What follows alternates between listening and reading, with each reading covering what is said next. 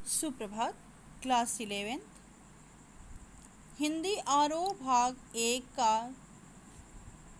पद्य पाठ का दूसरा पद पढ़ेंगे। पग घुघरू बांध मीरा नाची, मैं तो मेरे नारायण सु आप ही हो गई सांची।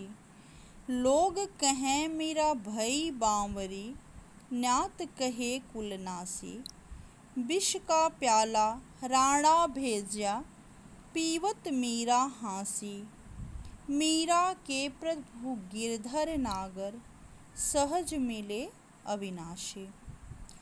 प्रस्तुत पद में मीरा ने कृष्ण के प्रति अपने अनन्य प्रेम को प्रकट किया है।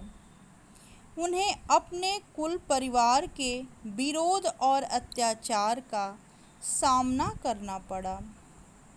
मीरा अपने प्रेम के बल पर हर तरह की बाधा को पार करती हैं।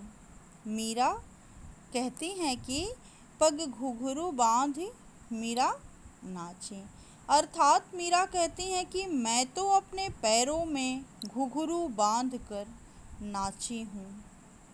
मैं तो मेरे नारायण सु आप ही हो गई सांची।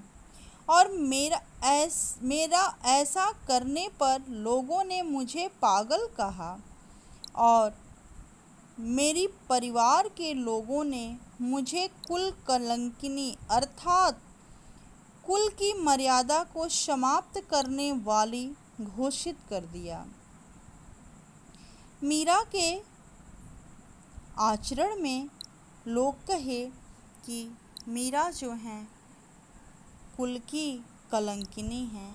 लोग कहें मीरा भई बांवरी, न्यात कहे कुलनासी। विष का प्याला राणा भेजा, पीवत मीरा हाँसी।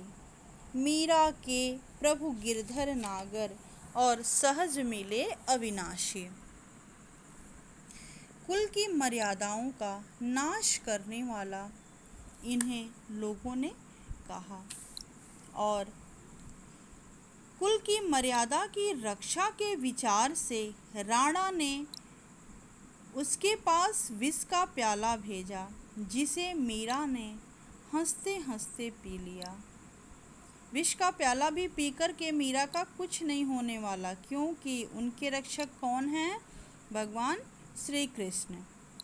उन्होंने तो अपना तन मन श्री कृष्ण के चरणों में पहले ही न्योछावर कर दिया है और वे उनके दर्शनामृत की ही प्यासी हैं। वे कहती हैं कि हे मीरा के प्रभु गिरधर नागर, मैं तुम्हारे शरण में आई हूँ। कहने का तात्पर्य यह है कि मैं श्री कृष्ण के शरण में हूँ और मैंने अपना सर्वस्व उनके चरणों में समर्पित कर दिया है और मेरी रक्षा का जो बोझ है वो भगवान पे है। मीरा ने श्री कृष्ण के प्रति अपने अनन्य प्रेम और भक्ति का इस पद में सुंदर निरूपण किया है। प्रेम और भक्ति के भावावेग में नाचने लगना कृष्ण भक्ति के चैतन्य संप्रदाय की परंपरा है।